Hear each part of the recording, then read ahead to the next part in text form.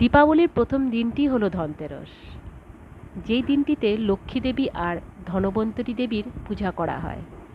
কিন্তু তোমরা কি জানো, ধনতেরাসের পিছনে একটা দারুণ গল্প আছে। আমি না খুব গল্প শুনতে খুব ভালোবাসতাম। আর আমার মা বলতো কি আমি এই এই ধনতেরাসের গল্পটা আমি খুব মন দিয়ে শুনতাম। তো আমাকে মা যতটুকু বলেছে আমিও তোমাদের সাথে সেই গল্পটাই শেয়ার করছি। একদা ছিল রাজা হেমচন্দ্র। তার নবজাতক পুত্রের জন্মলগ্নে জ্যোতিষীরা বলেছিলেন 16 বছর বয়সে ছেলেটি সাপের কামড়ে মারা যাবে।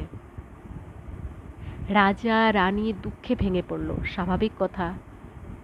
কিন্তু ভাগ্য তো লেখাই ছিল। বছর গড়িয়ে এলো। ছেলেটির 16 বছর পূর্ণ হতেই একদিন যমরাজের দূত সাপের রূপে তার প্রাণ নিতে আসে। তখন সেই রাজপুত্র তার ঘরে বসেছিল লক্ষ্মী দেবীর কাহিনী শুনতে। ঘরের চারিপাশে অসংখ্য প্রদীপ জ্বলছিল, সোনা রূপা ছড়ানো ছিল চারিদিকে, যেন এক স্বর্গীয় আলো। যমের দূত সেই আলোয় চোখ ঝলসে গিয়েছিল, সে ঘরে ঢুকতে পারল না। এভাবেই রাজপুত্রের প্রাণ রক্ষা পায়। আর সেই দিন থেকেই মানুষ বিশ্বাস করে ধনতেরাসে প্রদীপ জ্বালালে, সোনারূপা কিনলে অশুভ দূরে চলে যায় এবং শুভ শক্তি ঘরে আসে।